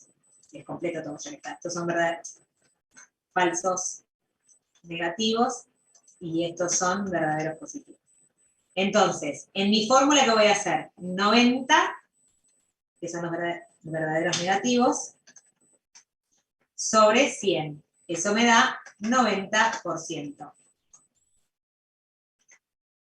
La correcta es la A. 34. Un estudio tiene una sensibilidad del 75%. ¿Qué sé con esto? Verdaderos positivos, 75%. Falsos negativos, 25%. ¿Sí? A partir de ese dato yo ya sé dos cosas. Y una especificidad del 90%. ¿Qué sé con esto? Verdaderos negativos, 90. Falsos positivos, 10. Entonces, ¿cuál es correcta? ¿Cuál coincide con todo eso que yo ya sé de estos dos datos? La única que coincide es la B. La tasa de verdaderos positivos es del 75%. 35. ¿En cuál de los siguientes estudios de investigación es más probable que se produzca sesgo de vigilancia? La correcta es la C, cohorte, ¿sí? Que era lo que decíamos recién. 36. ¿A qué tipo de diseño corresponden los estudios de cohortes? Recuerdan que eran estudios de seguimiento que iban hacia adelante, comenzaba con una persona libre del evento y la seguía a lo largo del tiempo. Por eso son estudios prospectivos y también son estudios observacionales, por eso no está bien tampoco las otras opciones. 37. ¿Cuál de los siguientes diseños de investigación es más susceptible de sesgo de recuerdo? La correcta es la B, casos y controles. 38. ¿Cuál de las siguientes es una ventaja de los estudios de casos y controles? La A dice, ¿suelen ser baratos y rápidos? Sí, porque como son retrospectivos, es mucho más rápido que una cohorte, porque estoy años haciendo el estudio, ¿sí? La B dice, establecen posibles causas a través de la asociación entre el factor de riesgo y el evento de interés. También podemos hablar un poco de causalidad, pero no es tan bueno como una cohorte, por eso habla de posibles causas. Y acá estaba lo que comentaba antes un compañero del apunte, que dice, son muy útiles para estudiar enfermedades o eventos de baja prevalencia. Sí, recuerden que la diferencia era casos y controles cuando la enfermedad era poco común, cohorte cuando la exposición era poco común, ¿sí? 39. ¿Qué indica el riesgo absoluto? La correcta es la B, es el número de casos nuevos detectados del evento de interés en cada grupo, ¿sí? Y recuerden que riesgo absoluto es sinónimo de incidencia, que son lo mismo, ¿sí? 40. Se está desarrollando una vacuna para prevenir la enfermedad por COVID-19.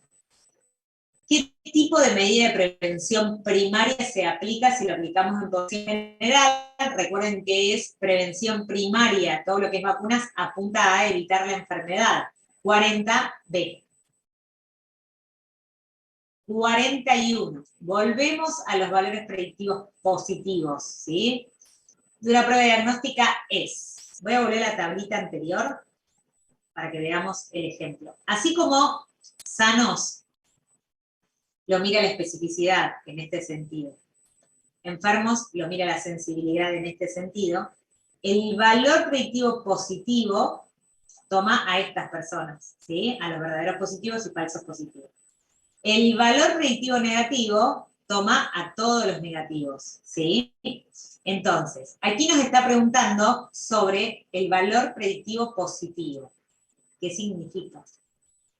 El valor predictivo positivo lo que me dice es, de todos los positivos, ¿quiénes tienen realmente la enfermedad? ¿Se acuerdan que la fórmula era verdaderos positivos sobre el total de los positivos? ¿Sí? Por eso, la correcta es la probabilidad de que un individuo con un resultado positivo tenga la enfermedad. Ojo con la A, que a veces les tienta también, la probabilidad de que un enfermo tenga un resultado positivo. ¿Qué sería esto? La sensibilidad, ¿sí? Es diferente. Esta está mirando a los enfermos. Esta mira a los positivos, ¿sí? Es otro, mi porcentaje completo, en el caso del valor predictivo, es el resultado total, en este caso positivo. 42. Se observó la ocurrencia de casos de cáncer de páncreas en hombres de 40 a 45 años. Toda la información sobre los pacientes es derivada a una unidad centralizada. Se plantea la asociación entre la exposición a contaminantes ambientales y daño. Acá hay un término clave que se utiliza mucho cuando queremos hablar de que los casos son pocos, que la enfermedad es rara, que se llama unidad centralizada, ¿sí? Ejemplo, no sé, para fiebre hemorrágica argentina se centralizan todos los casos en un lugar, porque como no es una enfermedad recontra frecuente, el expertise de atención que tiene ese centro de diagnóstico y de tratamiento, ahí está en un solo lugar, ¿sí? Entonces, eso es una unidad centralizada. Cuando nosotros hablamos de casos poco frecuentes de una enfermedad, ¿qué nos convenía hacer? Nos conviene hacer casos y controles. Siempre que nos plantean que ya tienen los casos de algo, por ejemplo, se encontró una nueva enfermedad que causa síndrome de estrés respiratorio agudo en China. ¿Cuál va a ser el primer estudio propuesto para evaluar sus posibles causas? Vayan a casos y controles, porque yo ya tengo el caso. Entonces me conviene, aprovecho ese caso e indago todas las causas posibles. 43. La misma línea que lo anterior, pero esta es más evidente, ¿sí? Se plantea la hipótesis de asociación entre el desarrollo de un cáncer poco frecuente y el consumo de edulcorantes. Si el evento es poco frecuente, ¿qué elegimos? Casos y controles. 43B. 44. Una prueba diagnóstica tiene una especificidad del 90%. ¿Qué miraba la especificidad? Mira a los sanos. Me va a decir que de 100% de sanos, 90% son verdaderos negativos, y el 10% restante, ¿qué le ocurre? El 10% restante es falso positivo. Entonces, ¿cómo interpreto esa especificidad del 90%? La correcta es la C, va a ser negativa en 90 de cada 100 individuos sanos, ¿sí? ¿Quién me habla de los enfermos? La sensibilidad, así que esa nos la sacamos de encima. La B me dice, un individuo con la prueba negativa, o sea, acá que está mirando los resultados. Y si miro los resultados, ¿de qué me habla? Del valor predictivo negativo, ¿sí? Si miro los resultados, es valor predictivo. Si miro el estado de enfermo o sano, va a ser sensibilidad o especificidad. Entonces acá nos quedamos con la C.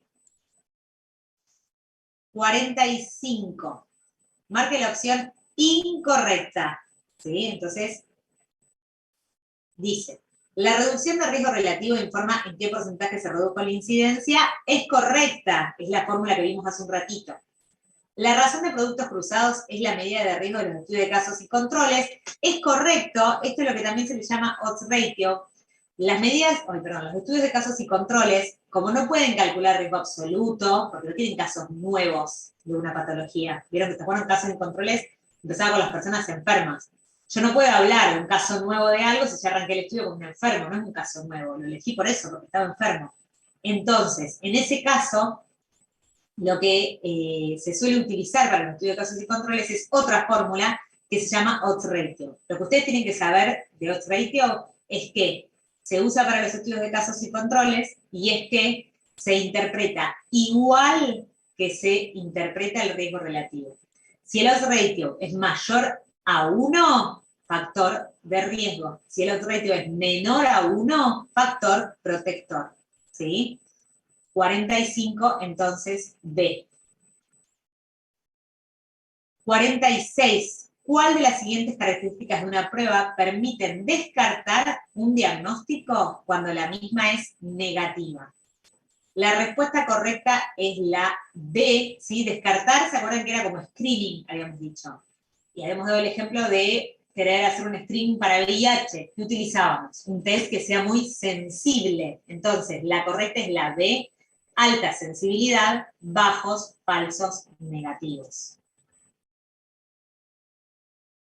47. Con respecto a la clasificación de los estudios de investigación, hay que marcar la que consideramos incorrecta. Entonces, la A dice, ¿los estudios descriptivos son observacionales? Correcto, yo para describir algo tengo que observarlo, ¿sí? Ese está bien. ¿Los ensayos clínicos son estudios experimentales? Correcto, yo tengo que intervenir a la población con algo. Voy a hacer un experimento porque le voy a dar algo que en su vida habitual no consume esa persona. La va a consumir, lo va a recibir porque está en mi ensayo. Esa es correcta. La C dice, ¿la serie de casos son estudios analíticos? No, son estudios descriptivos. Por eso está mal. Esa es la que hay que elegir. Y la D, que también es correcta, las cohortes son observacionales, son analíticos longitudinales. Hablar de longitudinales es lo mismo que decir que son de seguimiento, ¿sí? Es como lo contrario a transversal. Transversal atraviesa en un momento, longitudinal sigue a lo largo de la línea de vida de una persona. 47, entonces, C. 48. ¿Qué permiten determinar los estudios transversales? Estudio transversal es sinónimo de prevalencia. Ustedes ven la palabra prevalencia y tienen que pensar en que le está dando un estudio transversal. Porque dijimos que prevalencia era casos totales. Como le saca la foto a una población, me va a permitir ese estudio transversalmente ver cuántos casos totales hay, ¿sí? Por eso la correcta es la A. Bien. 49. 10.000 personas tengo una enfermedad con una prevalencia del 10%. ¿Qué quiere decir eso? Que en 10.000 personas voy a tener 1.000 personas enfermas y 9.000 personas sanas, ¿sí? ¿Se acuerdan que prevalencia qué era? Cantidad de casos totales de la enfermedad. Si de 10.000 personas hay 10% enfermos, 1.000 están enfermos, 9.000 sanos. Y me preguntan por el número de individuos con resultado falso positivo. Entonces, si me preguntan por falso positivo, ¿qué característica voy a tener que mirar yo de la prueba? La sensibilidad. La especificidad no me importa nada, porque no me sirve para calcular nada. Lo único que voy a mirar de todo este enunciado es la sensibilidad. Yo tenía 1.000 enfermos, que es lo que mira la sensibilidad. Tiene una sensibilidad del 80%. ¿Qué puedo yo entonces deducir? De esos 1.000 enfermos, a 800 los va a identificar bien, ¿sí? Y a 200 los va a identificar como falsos negativos. Entonces, hasta aquí, ¿qué tenemos? Miré a las personas enfermas, y de las enfermas yo puedo saber verdadero positivo y falso negativo. ¿Respondo algo con esto? No, no respondo nada con eso. Entonces me voy a ir al otro ejemplo. Esto ustedes no tienen que hacer todo el camino, ¿no? Por supuesto. Yo lo estoy haciendo para que lo puedan desglosar. Me voy a ir a la especificidad. La especificidad del 90%, ¿sí? ¿Sobre qué personas voy a mirar? Voy a mirar sobre las personas que están sanas. Tengo 9.000 personas sanas y tengo una especificidad del 90%. El 90% de 9.000, ¿cuánto es? 8.100 van a ser verdaderos negativos. ¿Y qué le va a pasar a los 900 restantes? Van a ser falsos positivos. Ahí llegué yo a la respuesta. Entonces, falsos positivos, 900. Esta es la respuesta correcta. Si completásemos, nada más para saber, ¿sí? ¿En qué situación queda cada una de estas opciones? Serían 800 verdaderos positivos, 200 falsos negativos, 8.100 verdaderos negativos y 900 falsos positivos, que es lo que me están preguntando. Entonces, fíjense que acá lo importante es que primero nosotros separemos enfermos de sanos, para poder aplicar para enfermos, sensibilidad. Para sanos, especificidad, ¿sí? En este caso, el único resultado que me interesaba era falso positivo. 49, entonces, D de dedo. 50. Dice que se hace un escrutinio anual, que sería un screening, de cáncer de pulmón en Japón con TAC de baja radiación. Bueno, la TAC resultó positiva en 54 de los 60 pacientes con cáncer y resultó negativa en 13.200 de las 13.334 pacientes sanos. ¿Cuál es la sensibilidad de la prueba? ¿Qué de todo esto voy a tener que mirar si quiero saber la sensibilidad? Voy a tener que mirar a las personas que tienen cáncer, a los enfermos. El resto no me interesa. Entonces, ¿cómo sé cuál es la sensibilidad de la prueba? ¿Se acuerdan que la fórmula era verdaderos positivos sobre el total de las personas enfermas? Acá los verdaderos positivos son 54. El total de las personas con cáncer son 60. ¿Cuánto me da eso? 90%. La respuesta correcta es la A. 51. Se están estudiando casos de síndrome urémico hemolítico en un área de salud de la Ciudad de Buenos Aires. Para eso se está desarrollando un estudio de casos y controles. ¿Cuál cree usted que debería ser el odds ratio del agente vinculado a la producción del brote? Entonces, odds ratio dijimos que era estudios de casos y controles. Se interpreta igual que el riesgo relativo. Si el odds ratio era mayor a 1, factor de riesgo; si era menor a 1, factor protector. Si quiero vincular un agente con la producción de un brote, ¿cuál tendría yo que, cuál sería el valor que tengo que seleccionar para que sea causa, para que sea factor de riesgo? Mayor a 1. La correcta es la C, 51C. 52. Una ciudad de China presenta casos aislados de una extraña enfermedad. ¿Cuál es el estudio más adecuado? Lo mismo, vemos casos aislados, poco frecuentes. Esto es lo que habíamos dicho antes de la unidad centralizada, pensamos en casos y controles, 52A. 53. Decimos que una prueba es sensible cuando la respuesta correcta es la B, baja probabilidad de que un paciente enfermo tenga un resultado negativo de la prueba. Recuerden que una prueba que es muy sensible, ¿qué tiene? Pocos falsos negativos. Una prueba con pocos falsos negativos es una prueba muy sensible. Entonces, cuando hay baja probabilidad de que haya un resultado negativo en un enfermo, tiene mucha sensibilidad. 54. ¿Cuál de los siguientes estudios es ideal para el estudio de las enfermedades con largo periodo de latencia? Esto que yo digo, un cáncer que tarda 30 años en desarrollarse. ¿Qué habíamos dicho que convenía? Conviene hacer un estudio de casos y controles, porque si no la cohorte se va a hacer tan larga que yo voy a tener muchas pérdidas en el seguimiento. No me conviene eso. Me conviene hacer un estudio de casos y controles. 55. Se llevó a cabo un ensayo clínico para medir el riesgo de ACV en hipertensos moderados y graves con tratamiento y sin. Los observé durante 60 meses. Se incluyeron 30.000 pacientes hipertensos, ¿sí? Y los dividí en 2 grupos iguales. ¿Esto qué quiere decir? Que había 15.000 pacientes en tratamiento, o sea, expuestos al tratamiento, 15.000 pacientes sin tratamiento. ¿Sí? Hasta aquí tenemos los 30.000 hipertensos, los dividimos en 2, 15.000 y 15.000. De los que estaban bajo tratamiento, tuve 1.000 casos de ACV. Esta frase, 1.000 pacientes que estaban bajo tratamiento padecieron ACV. De los que no recibieron tratamiento, 4.000 tuvieron un ACV. Y me pregunta cuál fue el riesgo relativo, ¿sí? Una cuestión importante aquí es que en el examen no pueden tener calculadora. No tienen que ser Einstein para hacer esta fórmula, pero en general no les ponen fórmulas que realmente las tengan que calcular.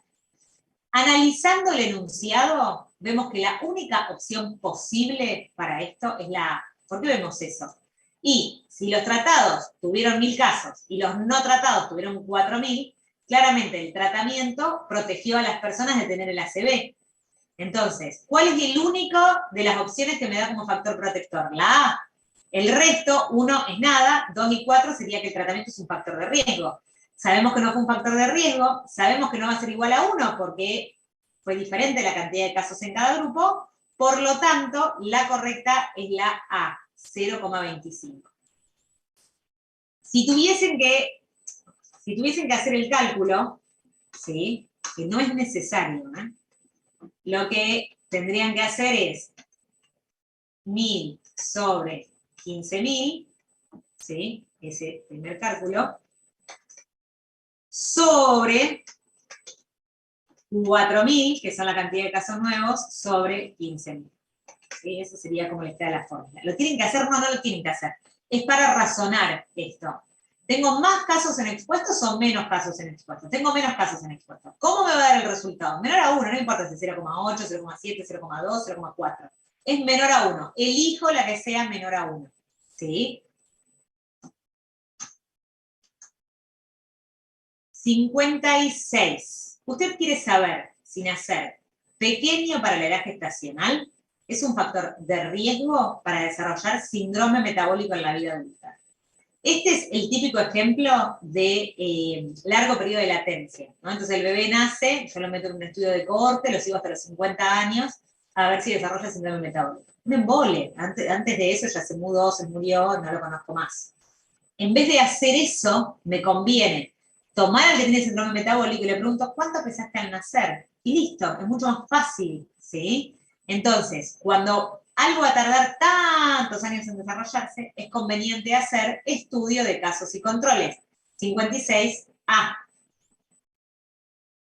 57. Un estudio estableció que 38 pacientes de 420 que tenían cáncer de lengua fumaban y que 20% de 780 sin cáncer de lengua fumaban. Entonces, ¿qué tengo yo acá? Tengo dos grupos. 420 con cáncer versus 780 sin cáncer, ¿sí? Y de esos pacientes, lo que hago es ver la cantidad de fumadores. Entonces, ¿qué estudio me están describiendo? Me están describiendo un estudio de casos y controles. Casos son los cáncer, controles sin cáncer, y de esos veo qué porcentaje de fumadores tienen. ¿Sí? 57B. 58. ¿Qué expresa el concepto de validez interna? Cuando se hace un estudio de investigación, uno utiliza una técnica de muestreo, un análisis estadístico, una interpretación de los datos, el análisis de si hubo errores o no, si hubo sesgos o no. Cuando se analiza todo eso, entonces, lo que nosotros evaluamos es lo que se llama la validez interna del estudio, ¿sí? Es decir, cuán correcto es eso que yo estudié para mi grupo de personas que estudié, ¿sí? Sería si la investigación estuvo bien hecha. Ahora bien, una vez que se analiza la validez interna, que es yo lo que tengo que evaluar es si esa investigación que hice yo tiene validez externa. ¿Qué es la validez externa? La validez externa analiza cuál es el grado en que esos resultados son extrapolables a la población que yo no estudié. Es decir, cuánto voy a poder aplicar eso que yo demostré en mi grupo de pacientes por fuera de mi grupo de pacientes. ¿Cuánto va a servir para la práctica habitual? Eso es la validez externa. Entonces, en 58, la correcta es la A. Lo que tienen como opción B es el significado de validez externa, ¿sí? 59. ¿Cuál de los siguientes corresponde a una medida de prevención terciaria? Todo lo que sea para disminuir las complicaciones y rehabilitar a los pacientes sería prevención terciaria. La A entonces dice, consejo antitabaco en paciente con cáncer de pulmón metastásico con requerimiento de oxígeno domiciliario. Esa es una medida de prevención primaria. ¿Por qué? Porque este paciente en realidad ya está re avanzado, ya requiere de oxígeno, tiene metástasis. No voy a evitar la enfermedad, ni tampoco estoy haciendo diagnóstico ni tratamiento temprano. ¿Qué voy a tratar de hacer? Y que no se complique tanto, que por lo que fuma no siga teniendo más complicaciones, ni que tenga tanta disnea, ni que requiera más oxígeno. Nada más que eso. No lo voy a curar, ni le voy a evitar una enfermedad. Por eso la correcta es la A. La B, realización de PAP, es secundaria. La C, que dice campaña de prevención vial en una escuela primaria, es primaria. Todo lo que sea de educación vial va como primaria también. Y toma de TA en mayores de 21 años es secundaria, porque está tratando de buscar hipertensión arterial. 60. ¿Cuál de las siguientes acciones corresponde a una medida de prevención primaria? La que corresponde a una medida de prevención primaria es el uso de cinturón de seguridad al conducir. El resto de las acciones apuntan todas a buscar enfermedades. Si yo quiero hacer diagnóstico y tratamiento temprano, estamos en presencia de prevención secundaria. 60, entonces, A.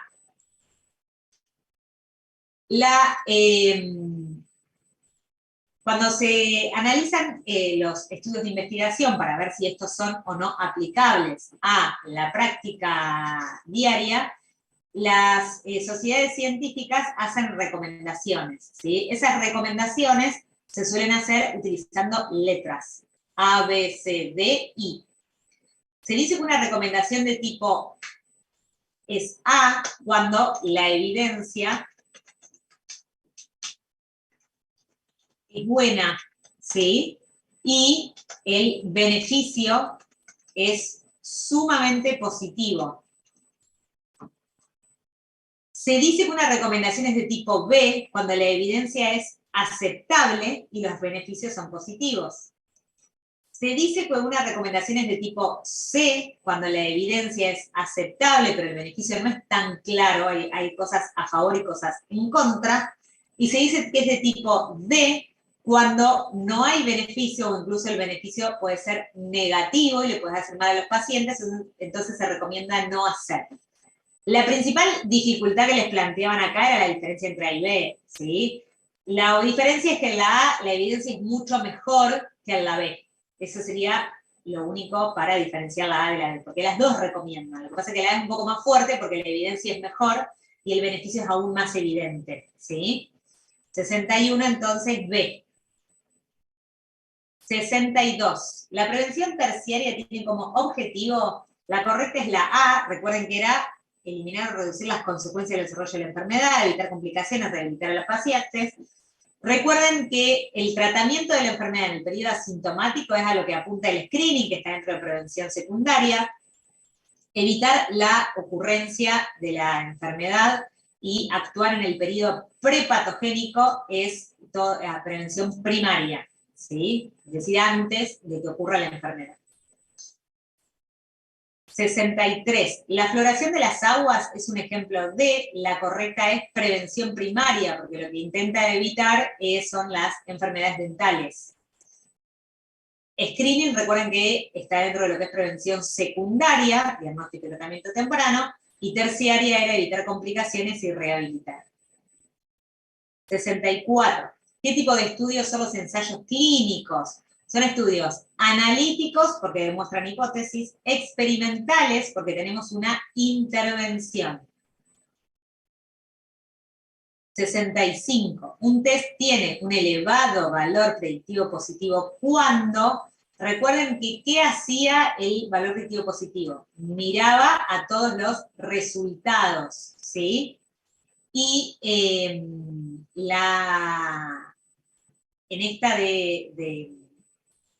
esta pregunta me decía cómo lo interpretamos entonces a este valor. La correcta es la D, la probabilidad de padecer la enfermedad, si se tiene un test positivo, es elevada, ¿sí? Y hay que volver al chat. Ernesto me comentaba de la 17 y 23, que son las que vimos que estaban mal indicadas las respuestas, ¿sí? Entonces, 65 D. 66. ¿Cuál de las siguientes características se priorizará para seleccionar una prueba para screening? ¿Sí? Recuerden que screening, ¿qué es lo que queríamos nosotros? Nosotros lo que queríamos era que no tenga falsos negativos. Una prueba que no tiene falsos negativos es una prueba que es muy sensible. Ni el valor predictivo positivo ni el negativo son características de la prueba, por eso no elegiríamos nunca esas dos. 67. ¿Qué características ideales tiene que presentar un ensayo clínico? La respuesta correcta es la B, controlado, aleatorizado, doble ciego. Existen las otras opciones, ¿sí? Abierto es cuando todas las personas, tanto el participante, el investigador, como el sponsor, el patrocinador, conocen qué recibe cada uno. Simple es cuando es de simple ciego, que el investigador sabe lo que el participante recibe, pero el participante no, y no controlado es cuando no tiene grupo control. Todas estas opciones existen, pero la mejor, la que más evidencia aporta, es la B, controlado, aleatorizado, doble ciego. 68. ¿Cómo define un ensayo doble ciego? La correcta es la A, el investigador y el paciente no saben en qué grupo está el sujeto. recuerden que el ciego venía luego de la aleatorización, ¿sí? Si no hay aleatorización, por supuesto que no puede haber ciego porque no tengo nada para cegar. 68A. 69. El rastreo o screening se aplican para una población sana, ¿sí? Utilizábamos, ya habíamos dicho, los criterios de Freme y Carson para realizar un rastreo. ¿Cuál es correcta en relación a eso? La A dice, el tratamiento en la fase sintomática debe ser tan beneficioso como en la fase asintomática, no era al revés. El tratamiento en la fase asintomática tiene que ser más beneficioso que en la etapa sintomática. Tiene que valer la pena aplicarle un tratamiento a una persona que está sana y que se siente bien, ¿sí? La B dice, ¿la condición tiene que tener un periodo sintomático? No, tiene que tener un periodo asintomático en el que yo pueda detectarla y adelantarme a ese diagnóstico. La C dice, los estudios para detectar la condición en el periodo asintomático deben ser efectivos o eficaces, esa es correcta. Y la D dice, la condición no debe tener un efecto significativo sobre la calidad y cantidad de vida, sí tiene que afectar la calidad y la cantidad de vida. La única correcta entonces es la C. 70. Sigo prospectivamente a un grupo durante 20 años para evaluar la aparición de efectos adversos asociados al uso o no de AINES. ¿A qué tipo de estudio corresponde? Ojo acá con ensayo controlado, ¿sí? Acá lo que están haciendo en realidad es como si fuera un estudio de farmacovigilancia. Están haciendo una cohorte en donde a personas que utilizan AINES se evalúa si tienen o no tienen efectos adversos, ¿sí? Entonces, la correcta es la B, cohorte. 71. ¿Cuál de las siguientes afirmaciones con respecto a las características de los estudios analíticos observacionales es más correcta? La A dice, ¿los estudios de cohorte son útiles para estudiar efectos de un tratamiento? No, para estudiar efectos de un tratamiento que nos sirven, los que eran para eficacia, es decir, los ensayos clínicos. La B dice, ¿los estudios de prevalencia establecen relaciones causa-efecto? No, los estudios de prevalencia analizan e intentan dar respuesta a hipótesis sencillas, pero no son muy útiles para evaluar causa-efecto. La C dice, los estudios de caso control predicen el riesgo de sufrir un evento en la población en estudio, no, establecen posibles causas de un evento, y las cohortes son las mejores para evaluar causalidad, por eso la correcta es la de dedo. Los estudios de cohorte evalúan la incidencia de un evento en la población en estudio, es la más correcta, ¿sí? Recuerden que incidencia es la cantidad de casos nuevos de un evento en una población. 71D. 72. ¿Cuál de las siguientes fuentes tiene mayor valor para responder a un problema en la terapéutica? Es decir, me están diciendo para ver el efecto de un fármaco, ¿sí? Obviamente, ¿qué van a hacer? Los resultados de un ensayo clínico, dar ese fármaco, dar ese tratamiento y ver si la persona responde o no. Esa va a ser la mejor fuente. 72C. 73. Una prueba desarrollada para el diagnóstico de una enfermedad presenta una sensibilidad del 97%. ¿Eso qué quiere decir? Que tiene falsos negativos 3%. ¿Sí? Que es el complemento. Y una especificidad del 45%. ¿Eso qué quiere decir? Que tiene falsos positivos 55%. ¿Sí? Acá tienen dos correctas. Si marcaron la otra también está bien. Tienen tanto baja tasa de falsos negativos. ¿Por qué? Porque tiene falsos negativos 3%. Pero también está bien alta tasa de verdaderos positivos, ¿sí? Porque tiene sensibilidad del 97%. La que no está bien seguro es baja tasa de falsos positivos, porque tiene falsos positivos en un 5% es un montón, y alto valor predictivo positivo. Para saber esto, tendría que saber cuán común es la enfermedad en una población. Si yo no sé la prevalencia de esa enfermedad en la población, no puedo saber si tiene alta o baja valor predictivo positivo ese test aplicado en esa población. Entonces, en la 73, tanto A como B pueden ser correctas, ¿sí? 74. Se desarrolló un nuevo anticuerpo monoclonal para la artritis reumatoidea. El laboratorio farmacéutico anuncia que posee mayor eficacia y seguridad que el metrotexate. Me está hablando de eficacia. ¿En qué tipo de estudio tengo que pensar? Tengo que pensar en ensayo clínico controlado aleatorizado, ¿sí? Entonces, la correcta es la D. 75. ¿Cuál de las siguientes prácticas es una medida de prevención secundaria? Que se acuerdan que era diagnóstico y tratamiento temprano. Vacunación antigripal, dijimos que era todo lo que era vacunación primaria. Dosaje de sangre oculta en materia fecal, esa es la correcta, es para screening de cáncer de colon. La C y la D, lavado de manos y uso de cinturón de seguridad, son dos medidas de prevención primaria. Entonces, 75, B. 76. ¿Cuál de las siguientes corresponde a una recomendación de tipo A de la Task Force? Esta Task Force es un grupo de tareas de Estados Unidos que evalúa toda la evidencia científica disponible para hacer prácticas, guías de práctica clínica con recomendaciones, ¿sí? Entonces, ¿qué habíamos dicho? Que la A era la que la evidencia era buena y el beneficio obtenido era muy positivo, ¿sí? A diferencia, por ejemplo, de la que habíamos visto antes, que decía aceptable, que es la recomendación de tipo B. Entonces, la definición de la A es la que tienen en la C. 76C. 77. Se plantea la hipótesis de asociación entre el desarrollo de un cáncer poco frecuente y el consumo de edulcorantes. Ya dijimos, si la enfermedad es poco frecuente, la correcta va a ser casos y controles. 78. ¿Cuál de los siguientes conceptos se adecua al concepto de odds ratio? Dijimos que odds ratio era lo mismo que decir razón de productos cruzados. ¿Por qué? Porque la fórmula multiplica de forma cruzada sus componentes, ¿sí? No tienen que conocer la fórmula, sí saber que son sinónimos, y ya dijimos que casos y controles usa odds ratio. 78, entonces, A. 79. ¿Cómo se denomina la probabilidad de que un individuo con un test negativo, está mirando los negativos, esté sano? Eso se llama B, valor predictivo negativo. 79B. Y 80, un laboratorio está desarrollando una vacuna para prevenir COVID-19, realiza estudios para determinar eficacia y seguridad de la vacuna. ¿Qué tipo de estudios deberá realizar? Ya dijimos varias veces, eficacia es con ensayos clínicos, la respuesta correcta es la A, 80A. Bueno, ¿me quieren preguntar algo?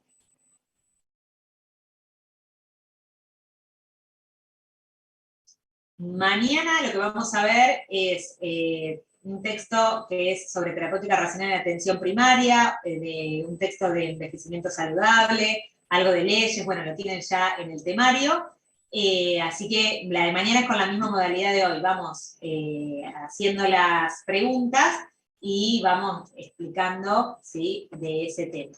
Yo les voy a dejar en el chat, sobre todo porque es la primera clase, justo un tema que por ahí no es de los que más manejamos previamente, por ahí otras son más amigables para empezar, tipo clínica, pediatría, que no sabe más.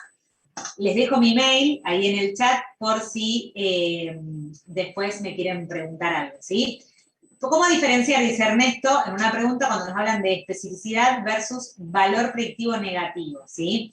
El valor predictivo negativo lo que hace es mirar por sobre todas las personas que dieron resultado negativo, cuántas están sanas. Si uno mirase una torta, digamos, la torta completa en el valor predictivo negativo son todos los negativos. Y la porción que yo tengo que separar son los sanos. Por el contrario, en especificidad, la torta completa son los sanos. Y la porción que yo tengo que separar son los verdaderos negativos. Mientras que en la especificidad, en el denominador, tenemos a los sanos, es decir, a los verdaderos negativos y a los falsos positivos, en el denominador del valor predictivo negativo tenemos a todos los negativos, es decir, verdadero negativo y falso negativo. Esto que decís vos, Ernesto, es como la confusión más común, digamos, ¿sí? Acá llegué a la que quería. Especificidad del 90%, ¿no? Entonces te dice, es negativa en 90 de cada 100 individuos sanos, ¿sí? Me está mirando ¿a quién? A los sanos. El 100% son los sanos. Pero fíjate la B, que dice un individuo con la prueba negativa tiene 90% de probabilidades de estar sano, de no tener la enfermedad. ¿Esta qué hace? Mira a los negativos y te dice cuál es la probabilidad de que un negativo esté sano. Mientras que la especificidad es cuál es la probabilidad de que un sano esté negativo. Es al revés, esa es por lo que se puede confundir, ¿sí? Bueno, ahí en el chat les dejé entonces mi mail, ¿sí? Por cualquier cosa. Lo que les voy a pedir es que en el asunto pongan CEAR, porque como probablemente nunca no haya intercambiado un mail con ustedes, me llegan spam, sino, y tardo en verlo, no es que no reviso el spam, pero tardo más en verlo. En cambio, si ustedes ponen CEAR, me entra directamente en mi bandeja principal, ¿sí? Bueno, si no hay otra consulta, entonces nos vemos mañana a las 4 de la tarde también para corregir el Choice 2. Una consulta, Doc. Con respecto ahora a la resolución del Choice, ¿usted a eso lo puede enviar o subir al grupo de Facebook para que lo podamos imprimir para cuando tengamos para estudiar? O no sé si se puede hacer eso o no. Porque si no, Sí. tengo que abrirlo del Google. Supongo que lo tiene que abrir del Google, no sé, no tengo yo como esos permisos para enviar y demás, porque tiene que ser la modalidad del curso. No es que te digo que no, pero Bien. le voy a trasladar esta duda, o le pueden mandar directamente a la secretaría del instituto la pregunta, que son ellos Bien. los que manejan esto y tienen el manejo del Facebook y todo eso. A Bien. ver si se puede o no. ¿Sí? Listo, perfecto, gracias. No, por favor. Bueno, nos vemos mañana entonces. Que terminen bien. Chao, el día. muchas gracias. Gracias, hasta luego. Gracias. Gracias. Gracias. Gracias.